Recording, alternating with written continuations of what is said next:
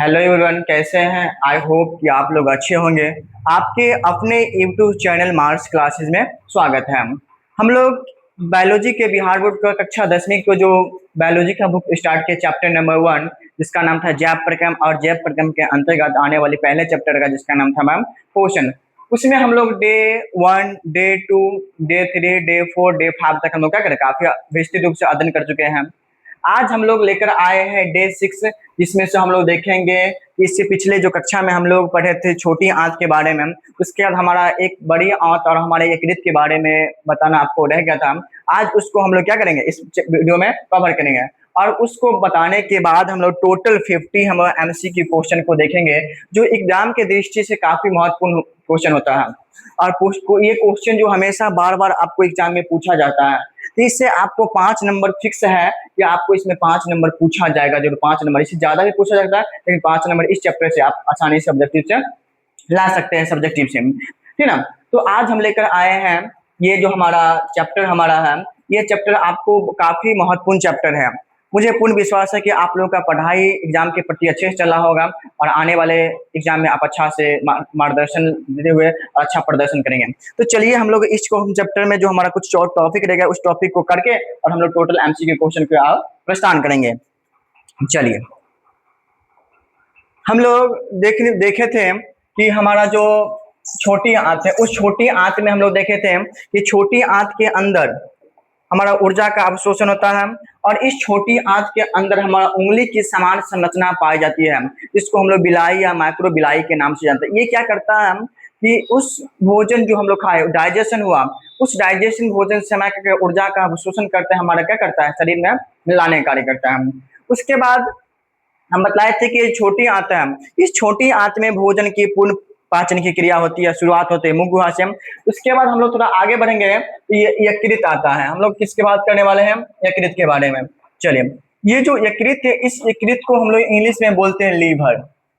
इस यकृत को इंग्लिश में बोलते हैं लीवर, या लीवर बोले या यकृत बोले या हम लोग क्या बोले, जिगर बोले।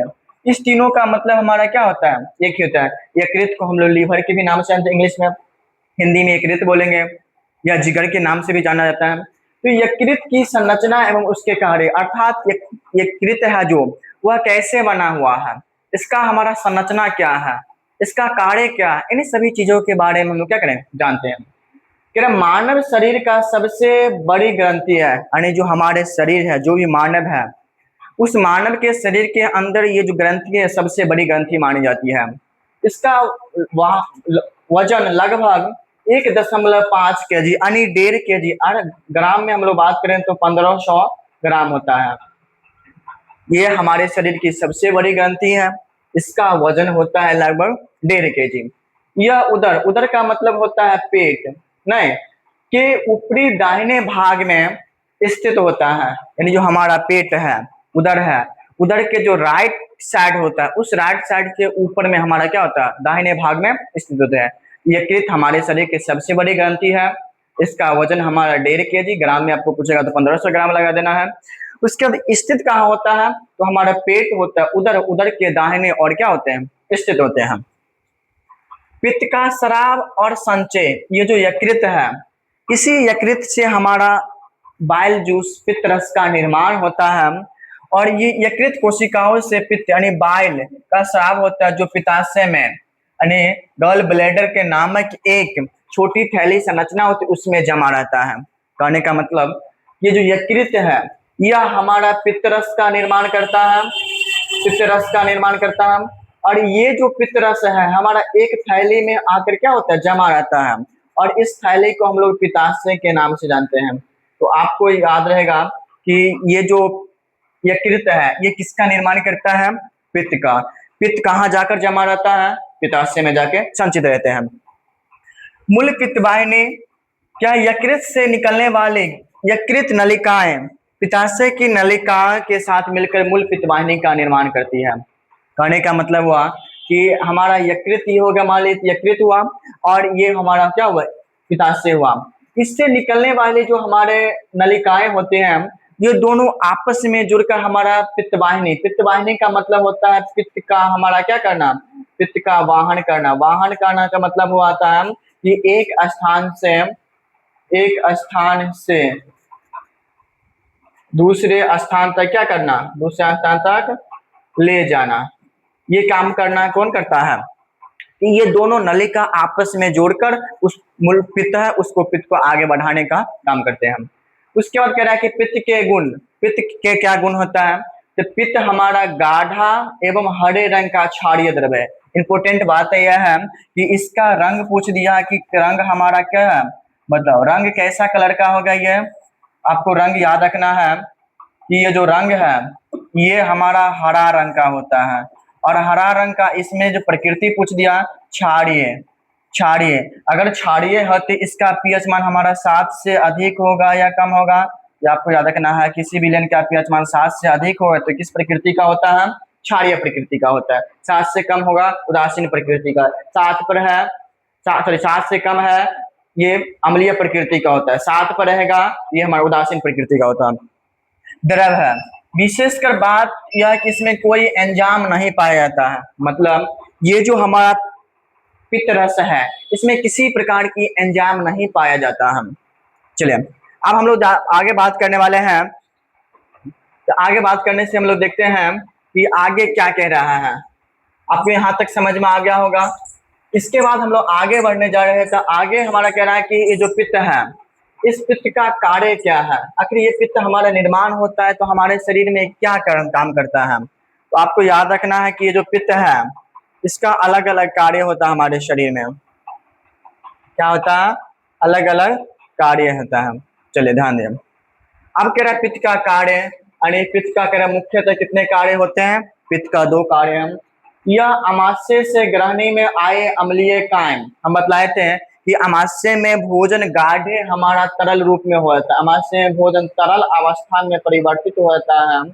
और इस तरल अवस्था को हम लोग किस नाम से जानते हैं, कायम के नाम से जानते हैं। यानी अमाशय में जो भोजन है वह भोजन तरल रूप में परिवर्तित हो जाता है, किस रूप में, तरल रूप में परिवर्तन। और वहां पर जो अवस्था का निर्माण होता है उस अवस्था को हम लोग किस नाम से जानते हैं, कायम के नाम से जानते हैं। ये अवस्था कहाँ होता है, ये आपको रखना है कि ये अमाशय में होता है। कहाँ होता है, अमाशय में होता है। अम्लीयता को नष्ट कर उसे क्षारीय बना देता है। अभी हम बतलाए हैं कि ये जो हमारा पित्त है यह क्षारीय प्रकृति का होता है।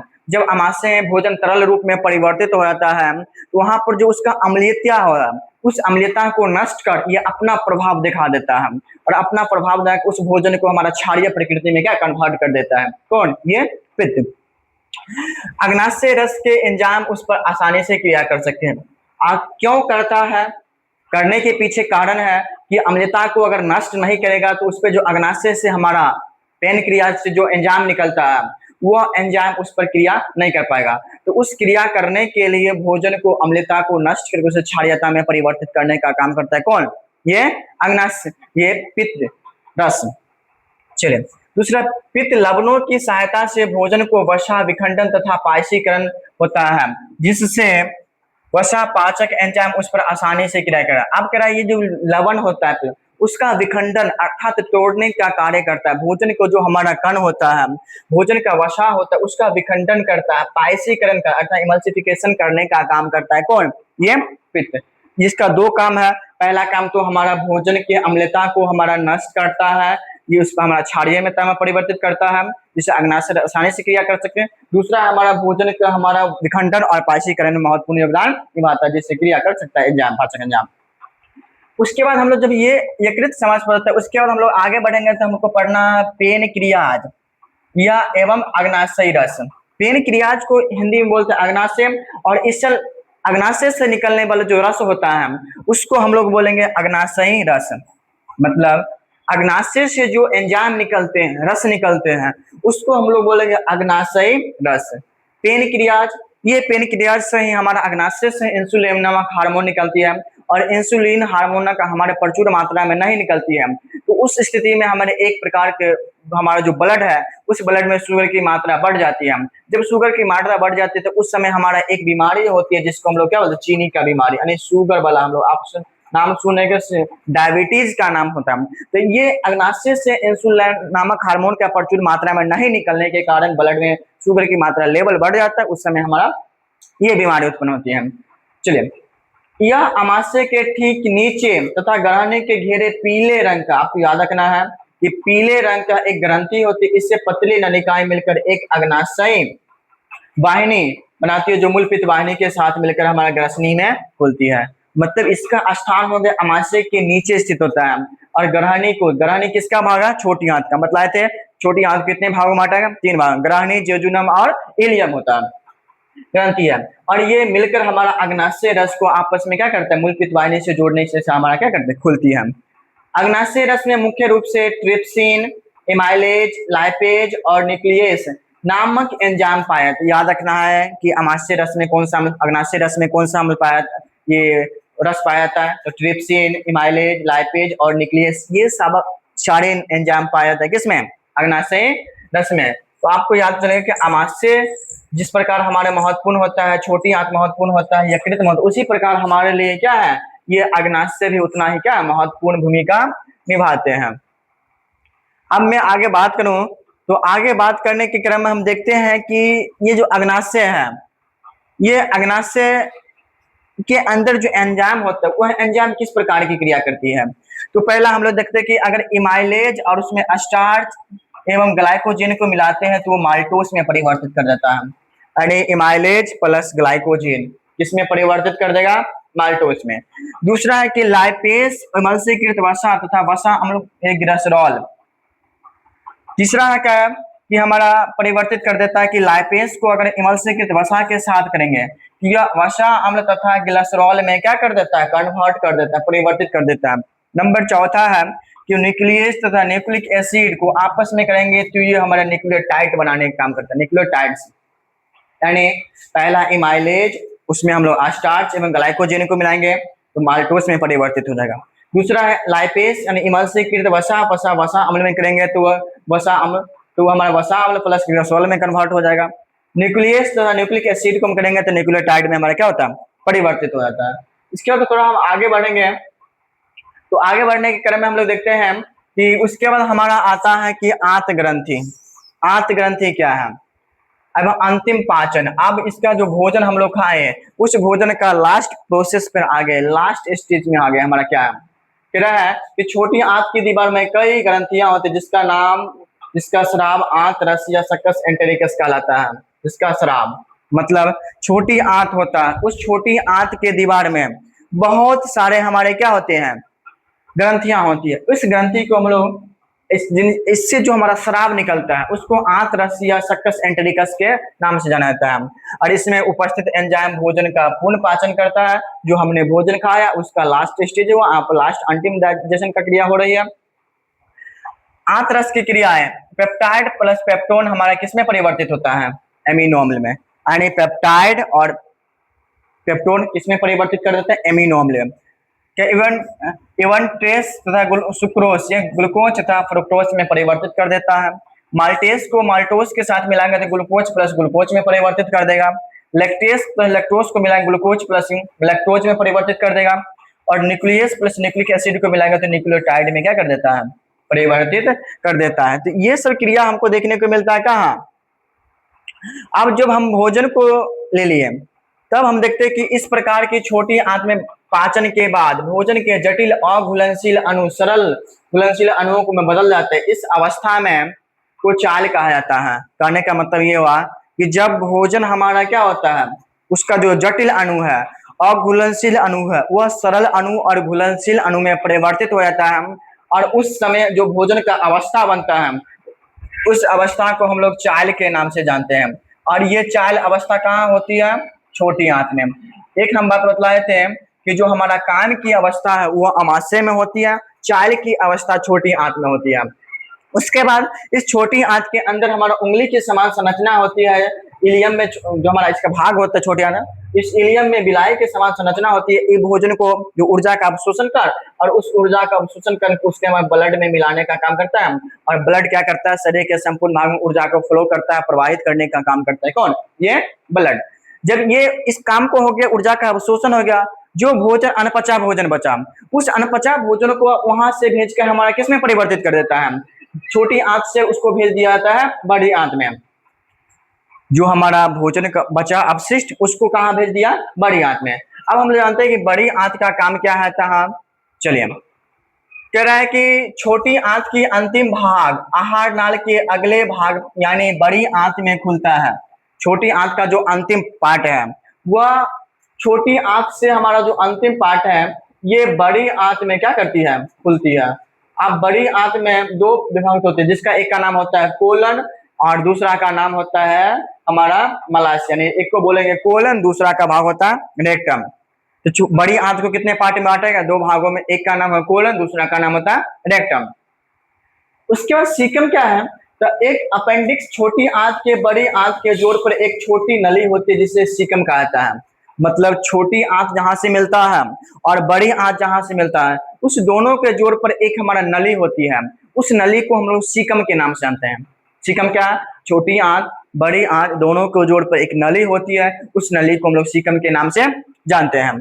सिर पर उंगली के समान संरचना होती है जिसका सिरा बंद होता है, इसे अपेंडिक्स कहा जाता है। मतलब इसके जो शीर्ष पर, सीकम के शीर्ष पर होता है उंगली के समान एक संरचना होती है, फिंगर लाइक स्ट्रक्चर होता है, उस स्ट्रक्चर को हम लोग अपेंडिक्स के नाम से जानते हैं। हमें पता है कि इस मानव जाति में इस अपेंडिक्स का कोई काम नहीं है, इसको हम लोग अवशेषी अंग की श्रेणी में रखते हैं। ये हमारे पशुओं में होता है क्योंकि सेल्यूलोज का पाचन करता है। सेल्यूलोज क्या होता है, प्लांट से प्राप्त होता है, घासों में प्राप्त होता है। मनुष्य तो घास खाता नहीं है, इसलिए इसके अंदर कोई हमारा इसका काम नहीं है, इसलिए इसको हम लोग अवशेषी अंग की श्रेणी में रखते हैं। मनुष्य के आहार नाल, इसमें कोई कार्य नहीं होता, यह अवशेषी अंग के हमारा क्या है, श्रेणी में आता है। तो पूछेगा कि अपेंडिक्स कैसा अंग है, तो आपको लगाना अवशेषी अंग के श्रेणी में आता है। उसके कोलन के 3 भागों में बांटा गया है। अब जो हम लोग पढ़े थे, बड़ी आंत का 2 भाग होता है, एक भाग का नाम होता है हमारा क्या, कोलन, और दूसरा का नाम होता है रेक्टम। क्या नाम होता है, रेक्टम। अब जो कोलन है, इस कोलन को 3 भागों में बांटा, जिसका नाम है तो ऊपरीगामी कोलन, अनुप्रस्थ कोलन और हमारा क्या, अधोगामी कोलन। तो आपको याद रखना, छोटी आंत के 2 पार्ट हो गया, एक कोलन हो गया, दूसरा का नाम हो गया रेक्टम। कोलन को 3 भागों में बांटा गया, एक ऊपरीगामी कोलन, अनुप्रस्थ कोलन और अधोगामी कोलन। उसके बाद हमारा जब ये क्रिया हो जाती है तो वहां पर जो हमारा अपशिष्ट भोजन जो हमारा मल के रूप में है, उस मल को शरीर से बाहर निकालने के हम कार्य पे चलते हैं। अधोगामी कोलन मलाशय में खुलता है, जो अंत में मल द्वार अर्थात एनस के द्वारा हमारा खुलता है। अनपचा भोजन, अपचा भोजन मलाशय से अस्थायी और एकत्रित रहता है। कहा रहता है, मलाशय में, जहां समय समय पर बाहर निकाल दिया जाता है। और बड़ी आंत अपने भोजन को अतिरिक्त जल का अवशोषण भी करता है। क्या करता है, भोजन के अतिरिक्त जल का अवशोषण करता है। तो मुख्य रूप से ध्यान देना है कि जो जल का अवशोषण होता है ये कहाँ होता है, तो आपको याद रखना है जो जल का अवशोषण होता है वह बड़ी आंत के अंदर होता है। अगर ऑब्जेक्टिव में पूछेगा कि जल का अवशोषण कहाँ होता है, तो ये बड़ी आंत के अंदर याद रखता है। छोटी आंत के में हमारा पूर्ण पाचन होता है। पाचन क्रिया शुरुआत कहाँ से होती है, मुख से होती है। क्लियर। अब तो ये हमारा चैप्टर समाप्त हो गया। अब इसी में हम लोग आज 50 क्वेश्चन को देखने वाले हैं जो एग्जाम के दृष्टि से काफी हमारे महत्वपूर्ण है। तो आप कंटिन्यू हमारे लास्ट तक बने रहे, कहीं से आप कहीं क्वेश्चन छूट न जाए, इसलिए आप हमारे वीडियो में लास्ट तक बने रहे। इसे आप हमारे दोस्तों को भी शेयर करते रहे, धमाल मचाते रहे, लाइक सब्सक्राइब शेयर करते रहिए। चलिए, आज हम लोग देखने वाले हैं, अब हम लोग क्या करने वाले हैं, इस टोटल क्वेश्चन को देखेंगे जो ये एग्जाम के दृष्टि से हमारा जो परीक्षा होने वाला है, एग्जाम होने वाला है। ये एग्जाम में हमारा जो 27 में हमारा मैट्रिक का एग्जाम है, इस एग्जाम में हमारा ये क्वेश्चन काफी इंपॉर्टेंट है, जो आपको पूछेगा ही पूछेगा। इस प्रकार की हमने क्वेश्चन को लाया है। आप क्वेश्चन बैंक उल्टा के देख सकते हैं। तो उस पिछले दशक के जो हमारा क्वेश्चन बैंक है, जैसे 25 का होगा, 24 का, जो भी ईयर का है, उस क्वेश्चन बैंक में आप देखेंगे इस प्रकार के क्वेश्चन हमारा बार बार पूछते आ रहा है। और उम्मीद है कि आने वाले जो हमारा भविष्य में एग्जाम है, अर्थात 2027 में एग्जाम है, इस एग्जाम में आपको 100% क्वेश्चन पूछेगा। तो आप वीडियो को मिस नहीं कीजिएगा, नहीं तो आपको क्या हो सकता है, इससे क्वेश्चन छूट न रहे। इसलिए चलिए हम लोग स्टार्ट करते हैं।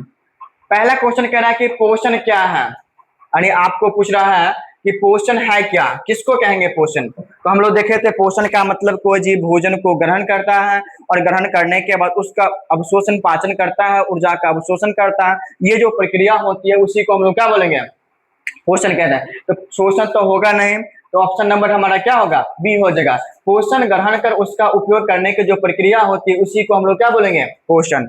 पोषण क्या है, समझ गया। पोषण एक ऐसी विधि है जिसमें कोई भी जीव पोषक तत्व को ग्रहण कर उसका उपयोग करता है, ये जो विधि होता है वो हमारा क्या कहलाता है, पोषण कहलाता है। क्लियर। दूसरा क्वेश्चन कह रहा है कि पोषण के कितने प्रकार हैं। हम बतलाए थे पोषण के मुख्यतः दो प्रकार होता है, एक का नाम होता है हमारा स्वपोषण और दूसरा का नाम होता है हमारा कितना, परपोषण। एक का नाम होता है हमारा स्वपोषण और दूसरा का नाम होता है परपोषण। तो आपको पता चल गया कि पोषण के कितने प्रकार हो गया। तो पोषण को आपको याद रखना है, पोषण के कितने प्रकार के होते हैं, दो प्रकार का। एक का नाम होता है स्वपोषण, दूसरा का नाम हमारा क्या होता है, परपोषण। क्लियर। चलिए, तो पोषण के कितने प्रकार हो गया, दो प्रकार। एक का नाम हो गया स्वपोषण, दूसरा का नाम हमारा हो गया क्या, परपोषण। क्लियर। आपको ये जो क्वेश्चन है काफी इंपॉर्टेंट है, इसको हमेशा के लिए आपको याद रखना है, नहीं तो आप क्वेश्चन छूट सकता है आपसे। अगला कह रहा है कि स्वपोषी जीव अपना भोजन कैसे बनाते हैं, अर्थात स्वपोषी के अंतर्गत जो जीव आता है, हम बतलाए थे स्वपोषी के अंतर्गत केवल हमारा पेड़ पौधा आता है, और ये पेड़ पौधा अपना भोजन कैसे बनाता है, तो ये अपना भोजन प्रकाश संश्लेषण के द्वारा बनाता है, फोटोसिंथेसिस क्रिया के द्वारा खुद से क्या करता है, निर्भर करता है, और किसी अन्य जीव के ऊपर निर्भर नहीं रहते हैं। इस प्रकार का जीव हमारा स्वपोषी कहलाता है। नंबर 4 क्वेश्चन कह रहा है निम्न में से कौन सा स्वपोषी है, आपको बतलाना है कि गाय हमारा स्वपोषी, गाय तो भोजन हमारा खुद से बनाता नहीं है, ये तो होगा नहीं। अमीबा भी अपना भोजन क्या करता है, खुद से नहीं बनाता, ये होगा नहीं।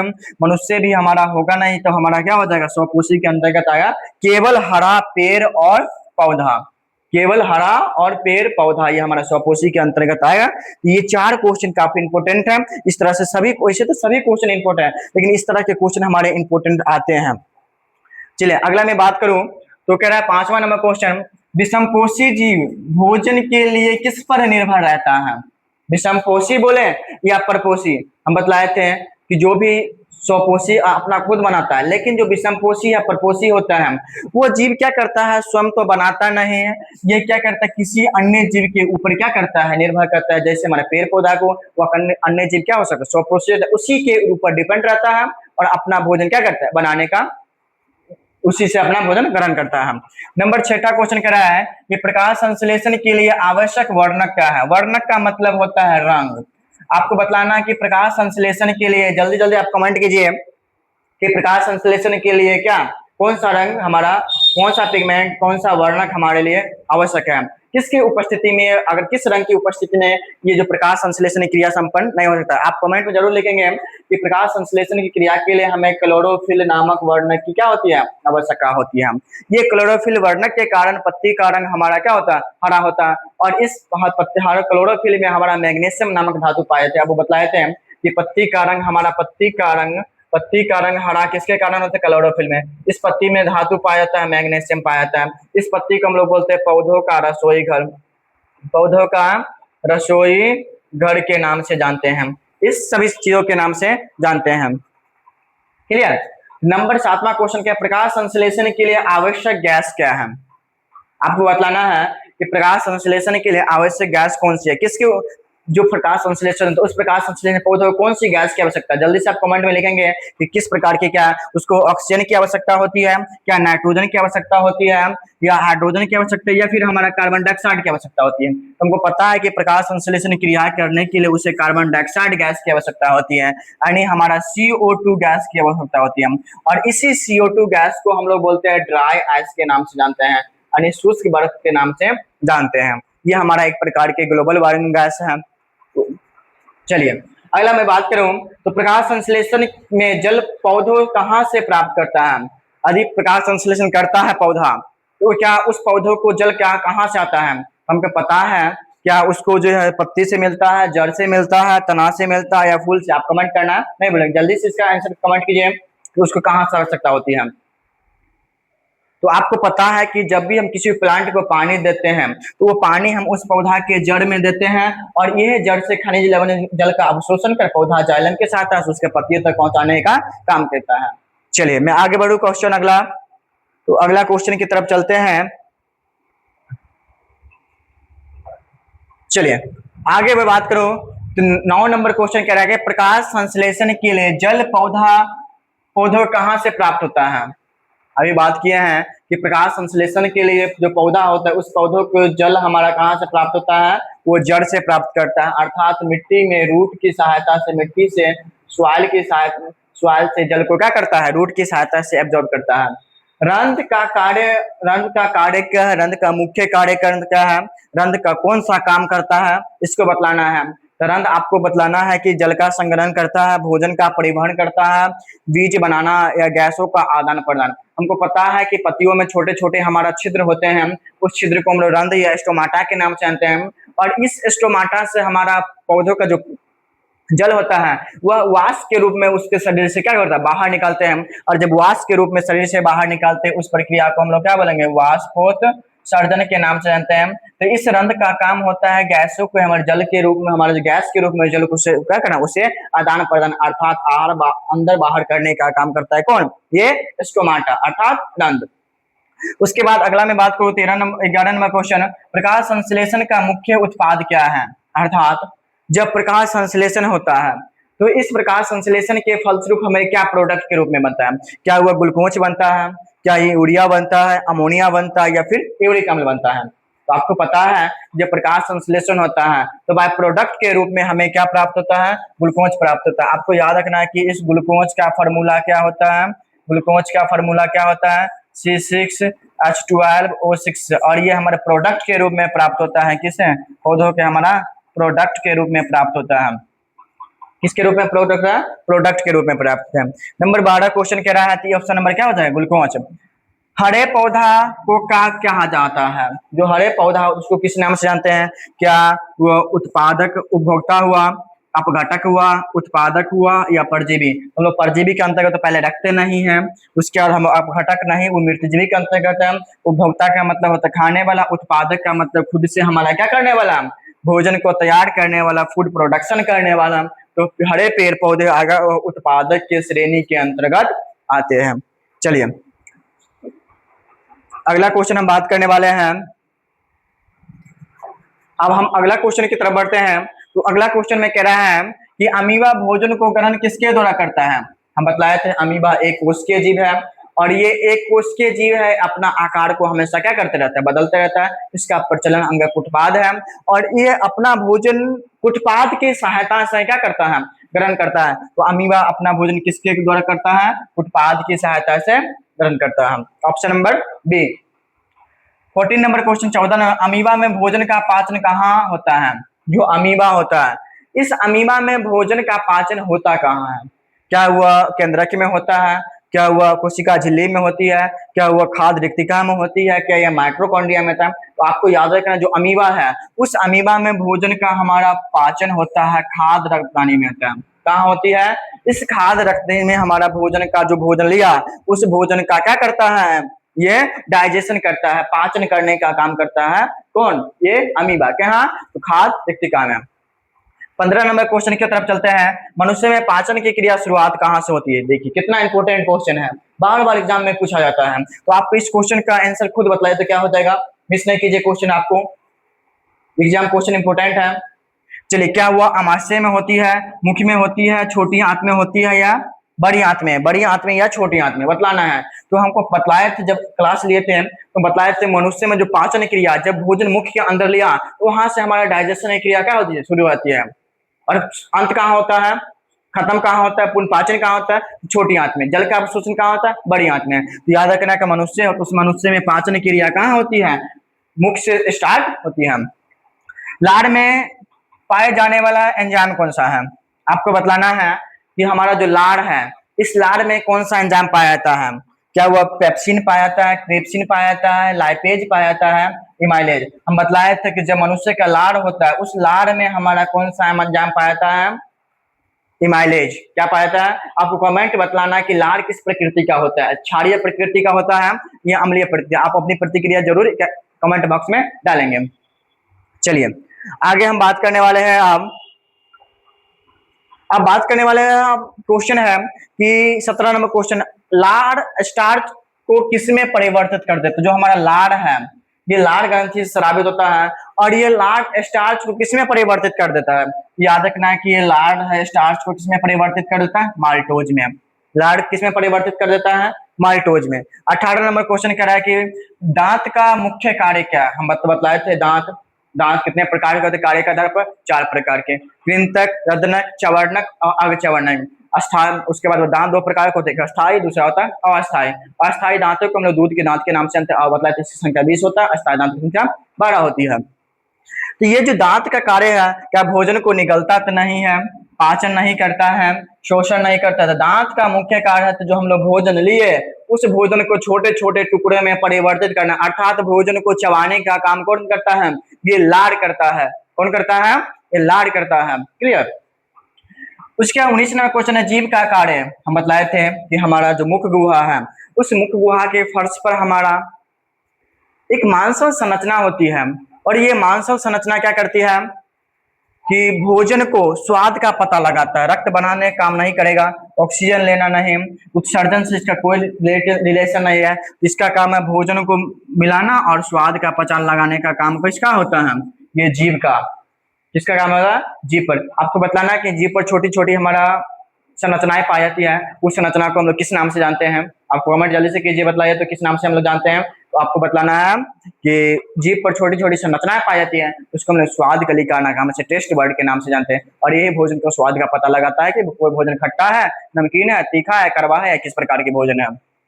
चलिए अगर मैं बात करूं तो क्वेश्चन नंबर 20 आ जाता है, अमाशय में कौन सा अम्ल पाया था। वाह, कितना इंपॉर्टेंट क्वेश्चन है। आपको बतलाना है कि जो हमारा अमाशय है, उस अमाशय में कौन सा हमारा अम्ल पाया जाता है। तो आपको बतलाना है कि जो अमाशय होता है उसमें सल्फ्यूरिक अम्ल नहीं पाया जाता है, नाइट्रिक अम्ल पाया जाता है, एसिटिक अम्ल भी नहीं पाया जाता है। ये अम्ल पाया जाता है कौन सा, हाइड्रोक्लोरिक अम्ल, यानी HCl नामक ये अम्ल पाया जाता है। तो आपको बतलाना है कि HCl नामक हार्मोन कहाँ पाया जाता है, अमाशय में। एक क्वेश्चन में आपको बतलाता हूँ, उसका आप जवाब कमेंट बॉक्स में जरूर दीजिएगा कि सल्फ्यूरिक अम्ल को किस नाम से जाना जाता है, अन्य नामों के से किस नाम से जाना जाता है। आपको बतलाना है कि सल्फ्यूरिक अम्ल का दूसरा नाम क्या है, इसके आप कमेंट में प्रतिक्रिया अपने जरूर डालेंगे। चलिए मैं आगे बढ़ूं तो आपका क्वेश्चन है 21 नंबर क्वेश्चन। 21 नंबर क्वेश्चन है कि अमाशय में प्रोटीन का पाचन किस एंजाइम से होता है। जो हमारा अमाशय है, उस अमाशय में भोजन चला गया और वहां पर भोजन जाने के बाद वहां पर जो प्रोटीन होता है, उस प्रोटीन का पाचन किस एंजाइम से होता है। क्या ये लाइपेज से होता है, लाइपेज से नहीं होता है, हिमाइलेज से भी नहीं होता है, माल्टोज से भी नहीं होता है, तो ये होता है हमारा पेप्सिन से। तो जो अमाशय होता है, उस अमाशय में भोजन का हमारा पाचन होता है, प्रोटीन का पाचन होता है, वो हमारा किससे, पेप्सिन से।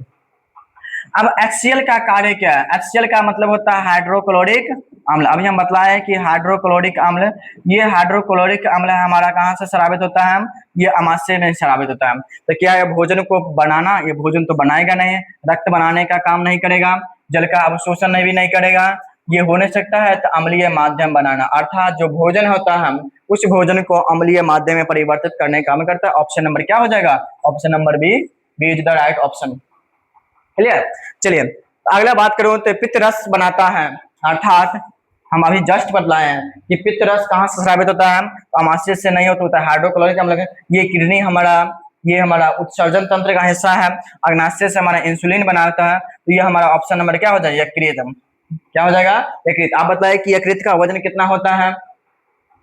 हमको बतलाया है कि यकृत का वजन होता है लगभग 1.5 kg, 1.5 kg ग्राम में आपको पूछेगा तो 1500 ग्राम होता है। और यह हमारे शरीर का सबसे बड़ा अंतःस्रावी ग्रंथि है। इसी को हम लोग लीवर के भी नाम से जानते हैं, इसी का हम लोग जिगर के भी नाम से जानते हैं।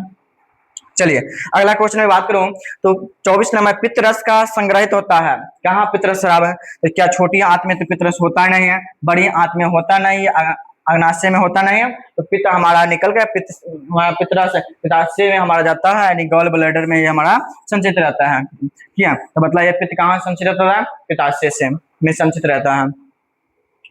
आगे चलिए बात करते हैं तो अगला जो क्वेश्चन है 25 नंबर, वो 25 नंबर कह रहा है पित्त रस का मुख्य कार्य है प्रोटीन को पचाना, स्टार्च पचाना, वसा का एमएलसी करना, ग्लूकोज का बनाना। चलिए बतलाए तो क्या हो जाएगा, तो हम बतलाए थे प्रोटीन का पाचन तो करेगा नहीं, स्टार्च का भी नहीं करेगा, ग्लूकोज का भी नहीं करेगा, तो ये वसा का इमल्सीकरण करने का काम करता है। बतलाए थे ये पित्त है, इसका विखंडन और वसा का इमल्सीकरण करने का काम करता है कौन, ये पित्त। अग्नाशय से कौन सा रस निकलता है, अभी जस्ट बतलाए हैं कि अग्नाशय से निकलने वाला रस का नाम होता है अग्नाशयी रस। ये कहाँ से निकलता है, जिससे पित्त से निकलता है, पित्ताशय हमारा में जाकर समान पित्त रस यकृत से, उसी प्रकार हमारा अग्नाशय से निकलता है अग्नाशयी रस निकलता है। चलिए ट्रिप्सिन किसका पाचन करता है, अभी जस्ट बतलाए हैं कि जो ट्रिप्सिन है यह किसका पाचन करता है? तो आपको बतलाना है कि ट्रिप्सिन किसका पाचन करता है? यह प्रोटीन का पाचन करता है। तो पूछेगा ट्रिप्सिन का प्रोटीन का पाचन करने वाला एंजाइम का क्या नाम होता है? ट्रिप्सिन।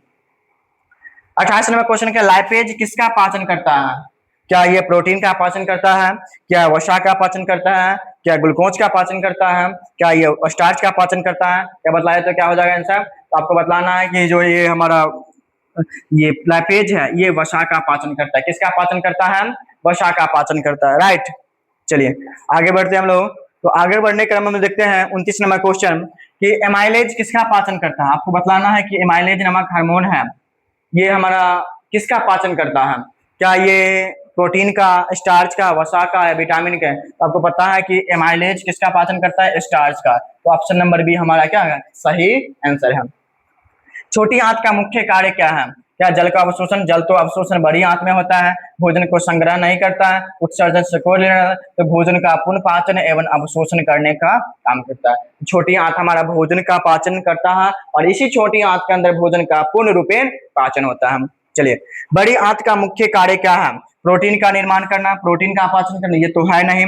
ग्लूकोज का बनाना, ये भी नहीं होगा। क्या ये नहीं हो सकता है?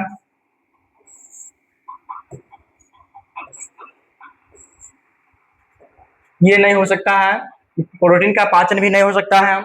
हमारा पित्त बनाना, ये तो यकृत का काम है। तो वहाँ जल का अवशोषण, याद रखना है कि ऑप्शन नंबर बी हमारा क्या हो जाएगा? राइट आंसर हो जाएगा। तो हमारा जल का अवशोषण कहाँ होता है? बड़ी आंत में होता है। चलिए, पचा हुआ भोजन कहाँ अवशोषित होता है? क्या यह आमाशय में होता है, छोटी आंत में होता है, बड़ी आंत में होता है, मुख में होता है? चलिए बतलाइए तो कहाँ होता है? ऑप्शन बतलाए तो 32 का क्या हो जाएगा? तो जो हमारा पचा हुआ भोजन है वह हमारा बड़ी आंत में चला जाता है। जब भोजन हमारा अपचित हो जाता है, अनपचा होता है, उसको भोजन को भेज दिया जाता है बड़ी आंत में, वहां क्या होता है? जल का अवशोषण होता है। चलिए आगे हम जो बात करने वाले हैं वो अब हम लोग 33 नंबर हम बतलाए थे बिल्ली कहाँ पाई जाती है? बिल्ली ना, हम बताया कि छोटी आंत के अंदर हमारा उंगली की समान संरचना पाई जाती है और इसी संरचना को हम बिलाई या माइक्रो बिलाई के नाम से कहते हैं। तो मुख के अंदर होगा नहीं, अमाशय में होगा नहीं, छोटी बड़ी आंत में होगा नहीं। ये ऑप्शन नंबर क्या होगा? छोटी आंत के अंदर हमारा उंगली की समान संरचना पाए थे, फिंगर लाइक स्ट्रक्चर पाया था। इस फिंगर लाइक स्ट्रक्चर को हम लोग क्या बिलाई के नाम से जान जाते हैं, बिल्ली के नाम से। बिल्ली का कार्य क्या है? गैसों का आदान प्रदान तो होगा नहीं है, रक्त को बनाना नहीं होगा, उत्सर्जन है मतलब है नहीं इसको। ये हमारा क्या? अवशोषण क्षेत्र को क्या करना? बढ़ाना। अर्थात अवशोषण की क्रिया में महत्वपूर्ण भूमिका निभाते हैं और इसे भोजन को जो पाचित है उसको अवशोषण करने का, ऊर्जा प्राप्त करने का काम करता है। कौन? ये बिल्ली। 35 नंबर को सबसे बड़ी पाचक ग्रंथि, अभी जस्ट बताया कि मानव शरीर का सबसे बड़ी पाचक ग्रंथि हमारा यकृत है और इस यकृत का वजन होता है 1.5 kg और आपको याद रखना है कि 1500 ग्राम होता है। कितना होता है? 1500 ग्राम होता है। आपको बतलाना है कि यकृत का अध्ययन करना किस नाम से जाना जाता है? अन्य स्टडी का किसका अध्ययन किया जाता है? यकृत में अध्ययन किस चीज के बारे में, किस शाखा के अंतर्गत हम यकृत का अध्ययन, लीवर का अध्ययन किया जाता है? इसका आपको बतना कमेंट में जरिए बतलाना है। चलिए बतलाए कि मनुष्य में भोजन नली की लंबाई लगभग कितना होता है? आपको बतलाना है मनुष्य में जो भोजन नली है, अर्थात भोजन नली को हम लोग क्या बोलेंगे? आहार नाल। इसको बतलाना है कि आहार नाल की लंबाई होता है कितना है? ये 3 मीटर तो होगा नहीं, 5 मीटर तो होगा नहीं, 12 मीटर होगा नहीं, तो आपका आंसर हो जाएगा क्या? सी। क्या हो जाएगा? सी। अर्थात 9 मीटर क्या होता है मनुष्य में? 9 मीटर से 9 से 10 मीटर होता है, यानी 30 से 32 फीट क्या होता है? ये होता है। चलिए आगे बढ़ते हैं हम लोग। आगे बढ़ने के क्रम में हम लोग देखते हैं कि 37 नंबर क्वेश्चन, कार्बोहाइड्रेट का अंतिम उत्पाद क्या है? क्या वह ग्लूकोज है, एमिनो अम्ल है, वसीय अम्ल है, ग्लिसरॉल है? चलिए जल्दी से बताए तो क्या हो जाएगा इसका राइट आंसर? तो आपको बताना है कि कार्बोहाइड्रेट का राइट आंसर क्या होगा? ए। कार्बोहाइड्रेट का अंतिम उत्पाद का नाम होता है ग्लूकोज और उस ग्लूकोज का फॉर्मूला बतलाते हैं C6H12O6, ये ग्लूकोज का और ये कार्बोहाइड्रेट का हमारा प्लांट का प्रोडक्ट के रूप में हमारा। प्रोटीन का अंतिम उत्पाद क्या है? बताए तो प्रोटीन का उत्पादन ग्लूकोज है, एमिनो अम्ल है, ग्लिसरॉल है, स्टार्च है। तो क्या है प्रोटीन का अंतिम उत्पाद? मतलब जल्दी से कमेंट में क्या हो जाएगा? प्रोटीन का अंतिम उत्पाद एमिनो अम्ल है। क्या हो जाएगा? एमिनो अम्ल। चलिए अगला करें, वसा का अंतिम उत्पाद क्या है? क्या वह एमिनो अम्ल है, ग्लूकोज है, वसीय अम्ल या ग्लिसरॉल है, माल्टोज है? चलिए बताए तो क्या हो जाएगा? 39 का क्या आंसर हो जाएगा? आपको याद रखना है कि 39 का जो आंसर होगा वो हमारा क्या हो जाएगा? वसीय अम्ल तथा ग्लिसरॉल। इसका राइट आंसर हो जाएगा क्या? वसीय अम्ल तथा ग्लिसरॉल। 40वें क्वेश्चन का, प्रकाश संश्लेषण में ऊर्जा का स्रोत है। क्या प्रकाश संश्लेषण ऊर्जा का हमारा जल से लेता है, मिट्टी से लेता है? ये तो होगा नहीं। ऑक्सीजन से लेता है? नहीं। तो ऊर्जा का हमारा एकमात्र स्रोत है हमारा क्या? सूर्य का प्रकाश। ऊर्जा का एकमात्र क्या स्रोत है? हमारा मेन सोर्स ऑफ लाइट। ऊर्जा का मुख्य स्रोत हमारा क्या है? सूर्य का भी प्रकाश का मुख्य स्रोत है। सोर्स ऑफ एनर्जी हमारा क्या है? सूर्य का प्रकाश। चलिए आगे क्वेश्चन बढ़ते हैं। तो आगे बढ़ने क्वेश्चन क्रम में हम देखते हैं कि प्रकाश संश्लेषण मुख्यतः किस अंग में होता है? क्या हुआ? जड़ में? जड़ में तो होता नहीं प्रकाश संश्लेषण। ये जड़ से मिट्टी को अंदर रहता है और ये क्या करता है? जल का अवशोषण करता है। फूल में होता नहीं, फल में होता नहीं, तो क्या हो जाएगा? पत्ती में। तो बताइए प्रकाश संश्लेषण किस भाग में होती है?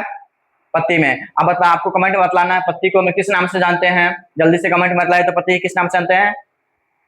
क्या हो जाएगा? पत्ती को किचन हाउस के नाम से जानते हैं। क्या हो जाएगा? Kitchen house of the plant के नाम से पत्ती को रसोई घर के नाम से जानते हैं। चलिए 42वां क्वेश्चन है, पौधों में को क्या कहा जाता है? क्या अपघटक कहा जाता है, उत्पादक कहा जाता है, उपभोक्ता कहा जाता है, परजीवी कहा जाता है? तो परजीवी होगा नहीं, उपभोक्ता होगा नहीं, अपघटक होगा नहीं। राइट आंसर क्या हो जाएगा? Option number A. तो हमारा जो पौधा होता है उस पौधा को हम किस नाम से जानते हैं? उत्पादक के नाम से जानते हैं।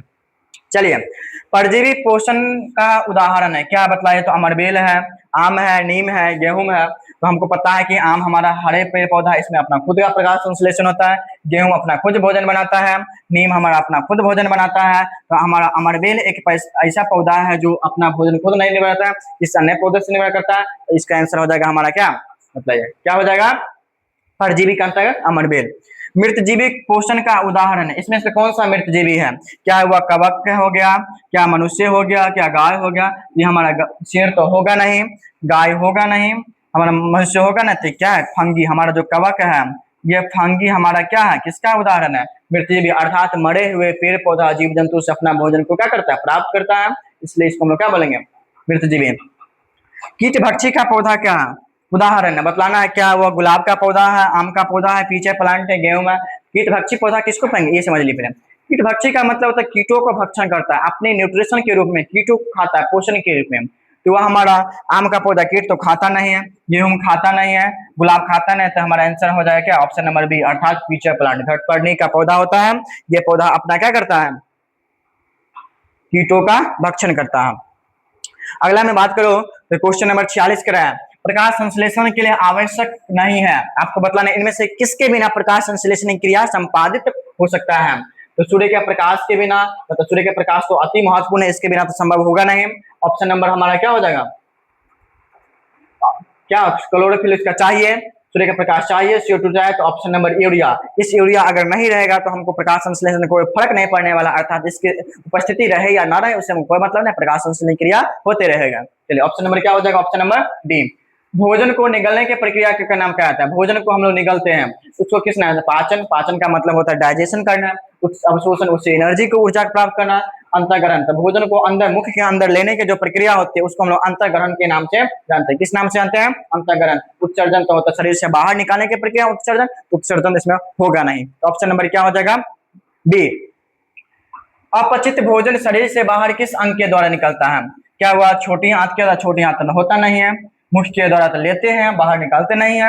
अमाशय से हम भोजन को क्या करता है? स्टोर रखते हैं 4-5 घंटे तक। लेकिन गुदा हमारा रेक्टम होता है, इस रेक्टम के द्वारा हमारा जो अनपचित भोजन है, अपचित भोजन है, उस अपचित भोजन को शरीर से बाहर निकालने का क्या करते हैं? काम करते हैं। क्लियर? तो ऑप्शन नंबर हमारा क्या हो जाएगा? बी।